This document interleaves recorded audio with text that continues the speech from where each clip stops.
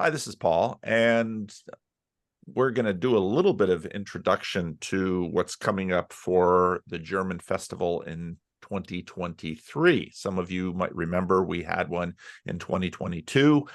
One got going with a fair amount of controversy, but we weathered that storm, and now plans are well underway for the next one. So with me today are Cassidy and David, and I'll let those two introduce themselves. So Well, hello, I'm Cassidy. If you've been around Paul's channel, you've probably seen my face. I was one of the OG randos. oh yeah. And you Um, were the one, in fact, that coined the randos for these, so you get credit for that. yes, my one contribution to your fandom. But I helped run the Bridges of Meaning Festival last year with Matthias, and Matthias is also doing it again. He couldn't be on this call, but he's joining us again, and David's joining with us. But we are doing the same sort of event and style of event, but under a different name. After the first festival, we had a lot of fun, and we were really happy that we could produce something for the Bridges of Meaning community and sort of help Estuary. But we realized that what we're doing is probably something separate from Bridges of Meaning, and having that sort of different identity is helpful for us as we keep moving forward and participating in Estuary in the place we feel like we're best suited to do that. So this year, instead of Bridges of Meaning Festival, we're doing the Breakwater Festival. And David, why don't you introduce yourself and sort of explain Breakwater? Yeah. So I'm Dave, and live here in Mannheim. And you could say Mannheim, this area has become a little bit of the kind of the hub for the German scene for Bridges of Meaning, or the Estuary. So I participate in that regularly, help with Matthias leading the German Estuary here, where we meet just across the river, just across the Rhine. And a lot of people come from, this greater metropolis. It's called the Rhine-Neckar region. And so this year we wanted to host the event actually in this region. There's a bunch of people here that are involved and will gladly come. But then, of course, more broadly in Germany, and then more broadly in Europe. And so, we kind of went through how we wanted to think about this event, how we wanted to name it. And we decided upon the word Breakwater. So the Breakwater Festival. Part of the idea behind that is it's just a very vivid image of one of those borders, right? There, you've probably seen those structures that sometimes they're submerged underwater, sometimes they're just a pile of stones that go out jut out from on the ocean. And what they function as is that in between the harbor and the chaos of the ocean. So at that breakwater, there's a lot of energy, kinetic energy, but it's that in between, kind of between chaos and the harbor, the safety of the harbor. So it's kind of a fitting theme for how I think a lot of us feel in that space. There's a lot of chaos, and we're looking for that harbor, and we'd rather be right on that fringe, right on that edge of that discussion. And I think a lot of us feel that space in our lives. And so that's part of it. Is the Breakwater Festival is going to be a bunch of us coming together, talking, making sense of things, and listening to each other, and also having some great input from different speakers. Yeah. Well, and the whole point of Breakwaters too is to sort of calm the tides that come in from the waters, to keep the things that are on land sort of protected. And so as a festival, our hope is that, we can create some structure to calm the tide of like all of this crazy online exchange that we've been doing, and help support in-person estuaries, grounds, create a foundation, and grow, so that people in local communities have those places to go and work through these questions of meaning, and figure out how to navigate that. So what are the plans shaping up, and what did you learn from last year, and how's that going to sort of feed into what's happening this year?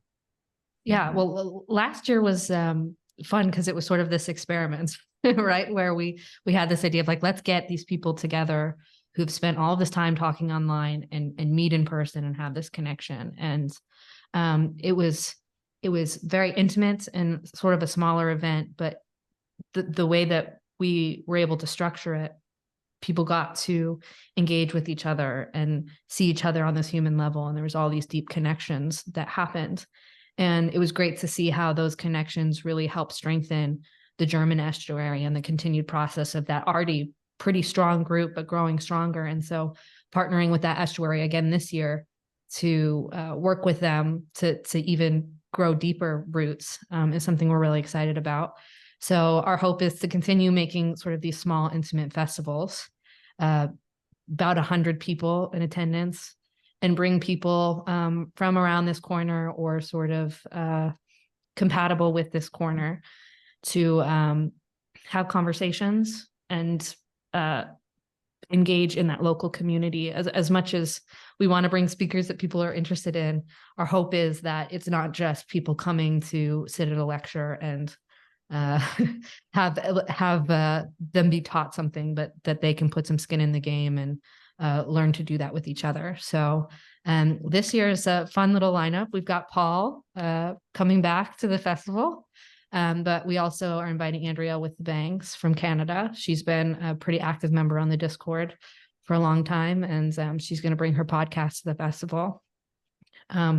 Dr. Thomas Steininger, he is he's a German professor and friends with John Vervaeke, been on his channel before, runs Evolve magazine. He's going to come and be a speaker and run one of our breakout groups.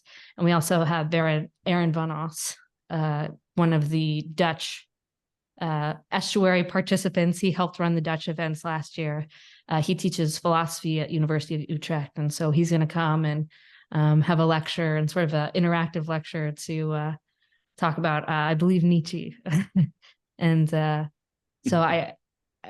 we're excited to see how it's all shaping out, but it's an interesting group of people that I think will come together and will have a good rapport to have really interesting conversations that I hope will spill over into the conversations that people will have between each other who attend the event. Do you have a theme or Yeah. David, you want to talk about the theme? Well, we're working on it. What did we decide today? So our overarching theme is path, places, and people, and basically trying to discover how we're navigating this journey of meaning and what that looks like as we all individually come to life with different stories and experiences. And being able to bring these speakers from all different paths of life so they can talk about the different paths, experiences, places and people that help them navigate this space that is estuary. So we're excited to continue to see how that shapes out and what that will look like individually. But we hope that it can eventually be helpful for those who want to create more in-person estuaries, that space to kind of learn how to practice that and take some of these things that we're working through at the festival.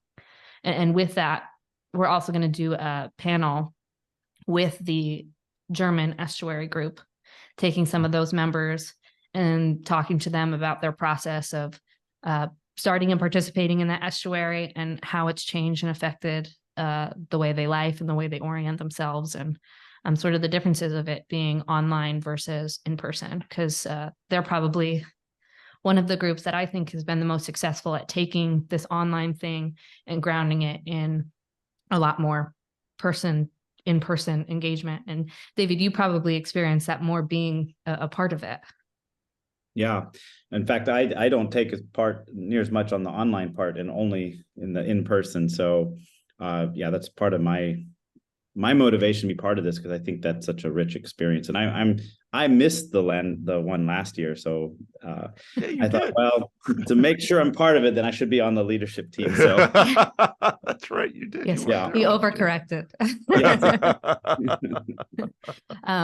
But outside of just the speakers and the breakout groups, we're also doing sort of a bonfire like we did last year to and some unstructured time to have people kind of engage.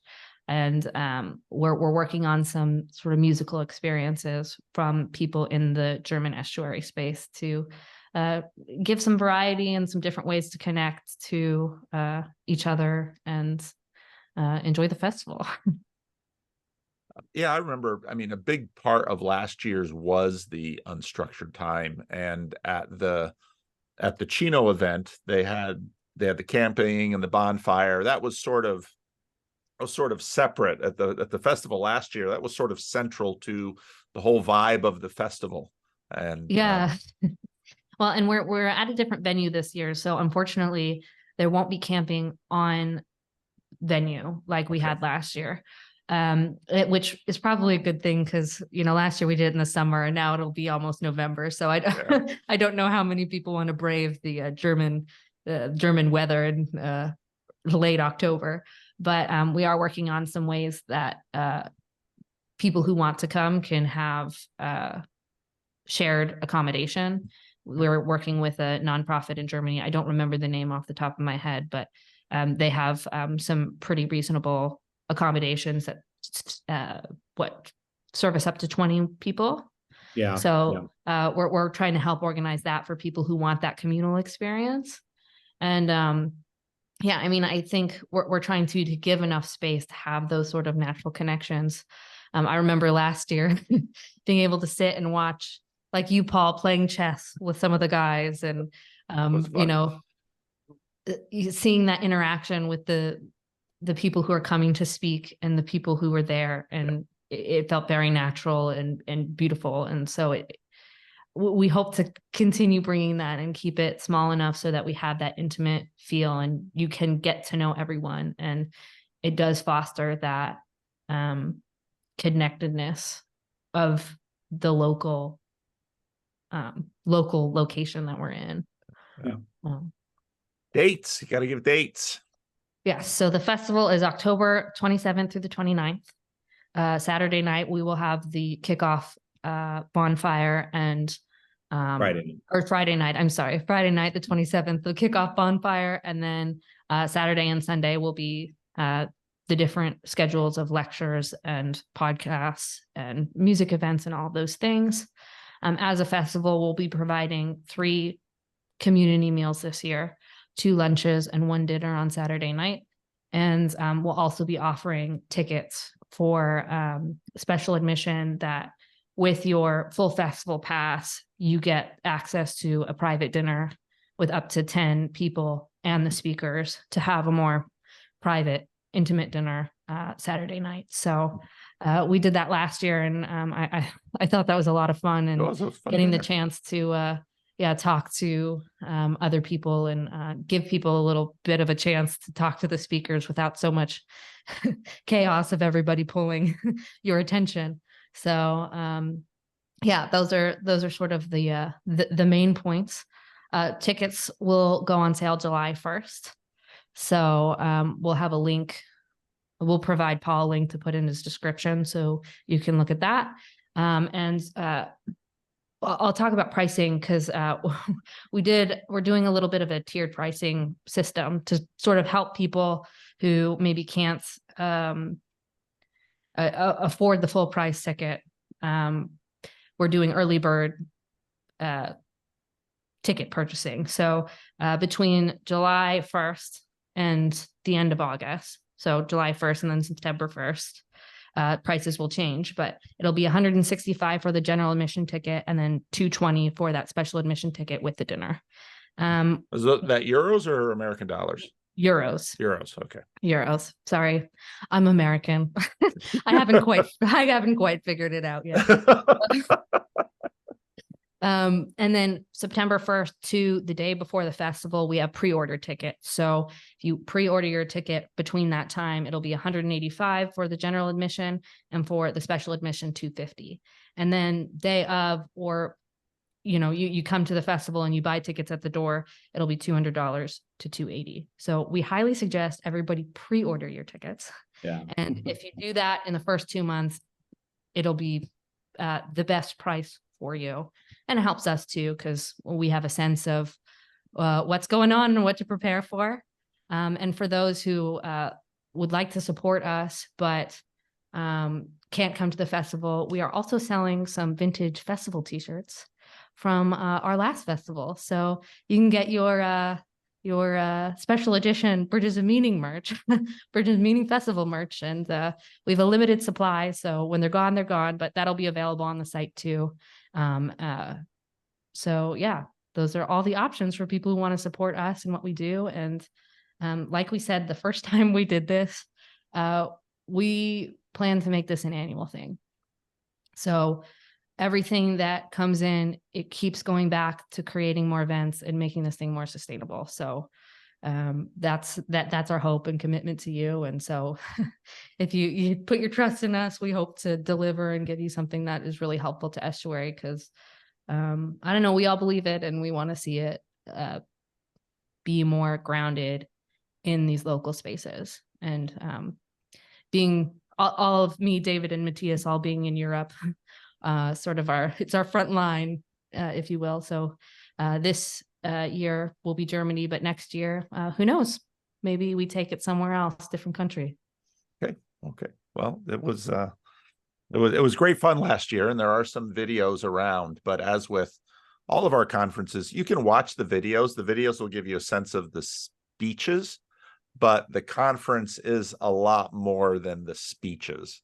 I mean, the talks sort of gather the people, but as with Chino and Thunder Bay and all of these events that we've done in the German festival, it's a lot of the people's, the main thing they took away was what happened one-on-one, meeting new people, making new friends, that broader experience. So, and our last year's festival also was, I was impressed by how much, well, first of all, I didn't know how much of Europe was in Germany to begin with, because even though many people were students in Germany, you know, they were from all over Europe and even Israel, and you know, one from South Africa. Yeah. So it's definitely international. It is. It's very international. Whereas I think some of the events in North America have been much more North America. So that was what was really cool about the conference, is just meeting people from all over with a lot of different backgrounds. So yeah, well, it's interesting. We are planning on recording the events this year and releasing them after the festival. But I'd be interested to know what you think, Paul. We've talked about not recording the events. One, because I don't think they fully show the truth of what happens there, but you put a camera in something, it changes the dynamics of things. It does. It's such a hard choice because you never get a second chance to record, and sometimes things happen that you really wish you had a record of. I mean, that's sort of how the Randos conversations got going, because first I was just talking to people that was completely unrecorded. And then people would ask me afterwards, well, what exactly did you say? Or how did that part of the conversation go? And it's like, I don't remember. And so then, you know, there's this little button on Zoom that I could press record. That was before the pandemic, before Zoom was popular. And so, okay, well, then we can record it. And then I was getting repetitions. So I thought, I wonder if anybody else would benefit from listening to this conversation. So I think, you know, I think it's a really good point. There is something intimate about not having that camera in that space. But then again, you don't know whether or not somebody's just recording the audio. So at Chino, we had this one event that was an impromptu event. And so there was no plan on recording it. And someone did record just the audio with their smartphone. I'm really glad they did, because I wasn't able to be at that event. So I could, and I heard right after the event, oh, wow, that was so good. And it's like, well, what happened? So yeah, I don't know quite what to do with that dynamic. Yeah, well, it's all very interesting, and two, we've been having these conversations too about like the level of popularity of speakers and how that'll affect certain participation too. Because the more high value speakers you get, the harder it is to get that really sort of natural and integrated participation from speakers and festival goers. And so it gets really tricky. And so you kind of have to ask those questions while you're doing these events. Well, what's the purpose? And yeah, I think something we feel lucky about is recognizing that our purpose is not necessarily to get, you know, the most esteemed person in front of the stage, but find people that are going to bring value to the communities that are there and that will help them sort of grow. And so sometimes that means get people who've got a following and a name, but sometimes it means just bringing the people that are going to mesh well in the conversation and participate well in the spirit of what Estuary is, because it's very different than a lot of things on the internet, and it's hard to sort of categorize and pick up. Yeah, no, that's very true. And we noticed that with even just the events that we've done. There is a dynamic with, obviously the speakers sort of draw the people to a degree, but these hierarchies bind and blind. And these are tricky things, and then helping to sort of form that community. And you just have to try things. You just have to try things and see how they go and see where it goes, because you never know. So, well, I mean, we're going to give a good amount of space and time for the connections with the participants. And in that way, it's, you know, at the least there might be some parts of it that are videoed, and then there'll be many parts that are not, of course, right, because that doesn't make sense to put those publicly. But you know, I know that the festival last year it was kind of a whole catalyst for a whole bunch of people getting to know each other, and I think people are looking forward just to come and celebrate that connection again. And so in some ways you could almost put any speaker up and it wouldn't matter.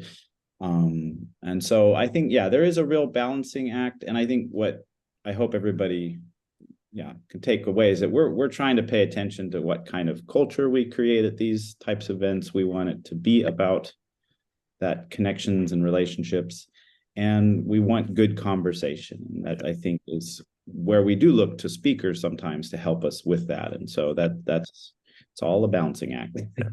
Well, go ahead. I was just gonna say, it's all a trust exercise too, right? Like creating spaces that are not necessarily safe, but like you can find a place where you can trust to be there, share yourself, be vulnerable, and participate in that. And what's nice is, you know, the more exposures you have to the speakers, the less sort of like blinded you get by this sort of celebrity mentality, I guess. It sort of all fades away, and all of a sudden it's like, oh yeah, Paul's just a human being. I very much am. Well, and there's been sort of a cumulative effect with, as these events, I mean, the German festival very much fed into Thunder Bay, and that very much fed into Chino. And even though, especially the events that are sort of separated by the Atlantic, there still is a lot of cross-pollination between them. And in Chino, I think one of the big learnings that we had was using the Estuary protocol and some of the small group stuff, integrating it more into the conference itself.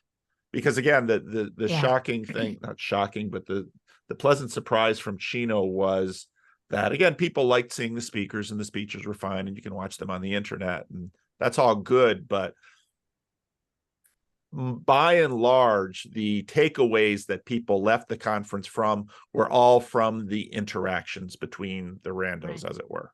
That was really what they came for, and that's what they left with. And the fun thing is that, you know, hierarchies do bind and blind, and you might not be able to get a rando slot with me very easily, or have FaceTime with Peugeot or Vervaeke, but the beautiful thing about this little corner has been all of the connections between everyone. And then the development of other channels and other spaces and other relationships, because that's scalable. Whereas, you know, celebrity sort of puts things in silos. Right. Well, and I liked how last year we got to bring John Van Donk, and he talked about the Estuary protocol, and we got to put it in place. And this year we'll have Thomas, who he's talked about doing sort of this fishbowl. Oh yeah, that was very interesting. Oh, we didn't record that, did we? No. Oh yeah, see, Our there it secret is. meeting. We do have to schedule. We do have to schedule. Really, I do have to schedule something with Thomas and sort of bring him into the conversation. And he's been Yeah. more in the Vervaeke area. He Right. did have a conversation with John Vervaeke, but yeah, his ideas of the fishbowl and a lot of cool ideas in that. Yeah, and That'd be and cool. I still have to talk with him exactly what that involves, but it's sort of a different way of sort of bringing in the conversation. And so, we've tried the Estuary protocol, which is great, and we'll still probably use it for some of our breakout sessions. But having this other way to communicate, it sort of opens the door of like, okay, there's a lot of people trying different things around this little corner, and how do we integrate those all together as we're trying to figure out life and navigate the whole messiness of it. Yeah. And is there going to be a baby in attendance there, or what's the timing look like? Well, to be determined, but there will be a new Bridges of Meaning baby. I guess this is my official announcement. Sorry. No, it's okay. So one reason we're doing the festival in October is because I am pregnant. So I will have I'll be due at the end of August. So I'll have a fresh baby on the way. So there may be an appearance from a Bridges of Meaning baby also, but we shall see. We shall see. They're out there, those Bridges of Meaning babies. Yeah. They're just growing. They're multiplying. We need t-shirts for that. Yeah. For the Bridges of Meaning baby. Yeah, Bridges of Meaning baby. Who needs these little Onesies. certificates, This is a Bridges of Meaning baby.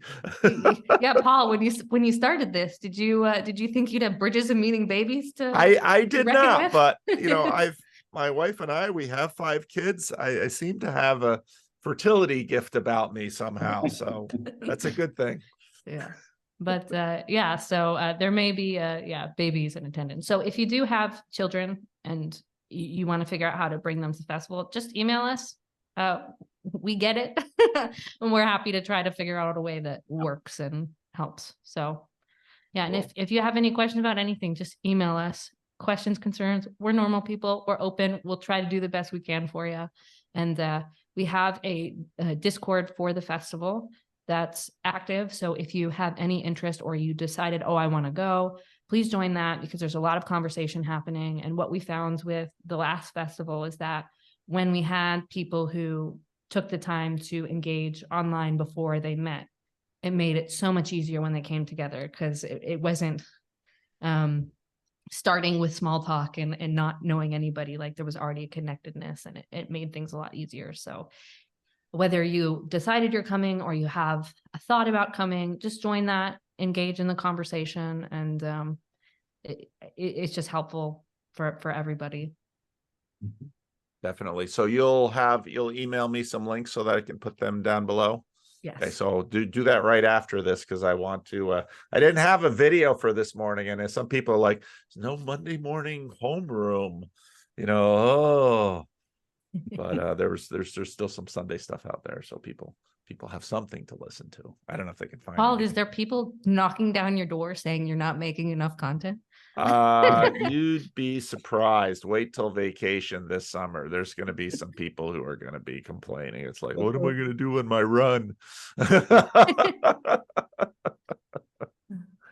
So no, some people like the daily.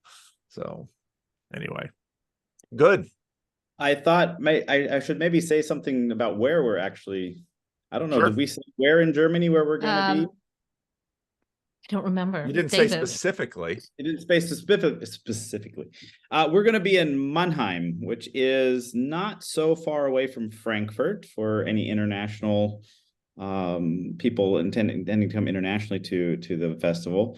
But Mannheim is probably has a distinctive of being a good pit stop or a train hub for most people heading to Heidelberg. Heidelberg's just down the road. It's a beautiful city, and Mannheim doesn't have that reputation, but it's a big city.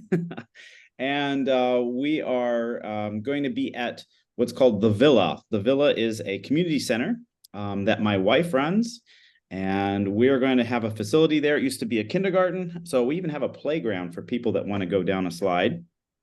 Yeah.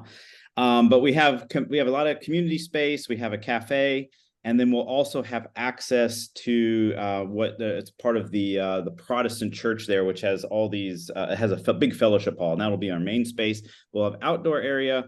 We'll have a kind of a lounge area, and we'll have a big fellowship hall where we can use. So that's the northwest part of Mannheim, and it's very accessible through public transportation. So we have a tram line that runs just right around the corner, and that runs every 10 minutes. So and that connects to all major parts of the city. So it really is a good location as far as for international travel and local travel.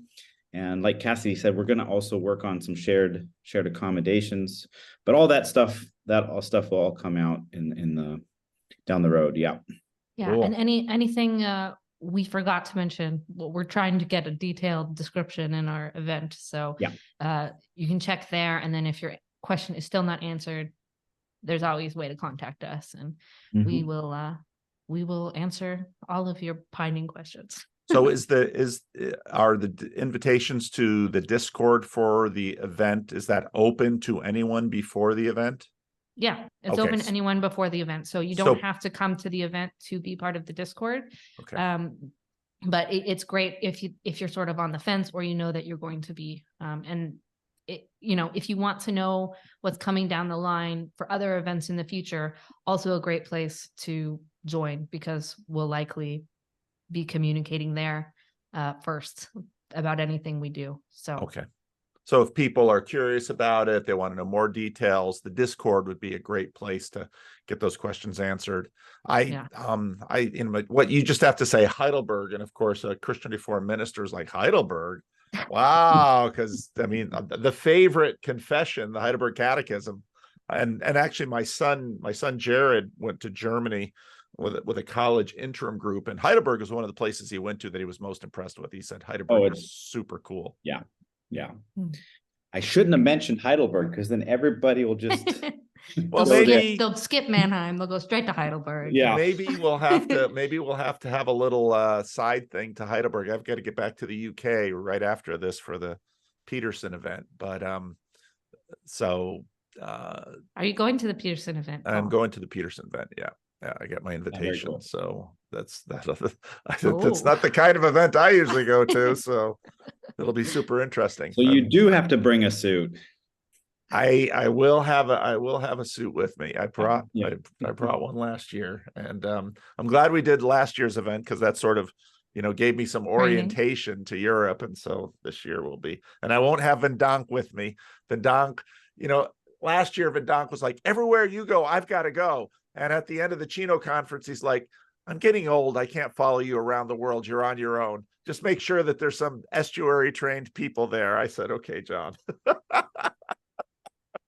Delegation. I like it. Delegation. So yeah, no, Heidelberg. I think I'm definitely going to want to a little time to get over to Heidelberg, because I've just heard it's super cool. It is. Yeah. So well, great. We can probably do that. Great.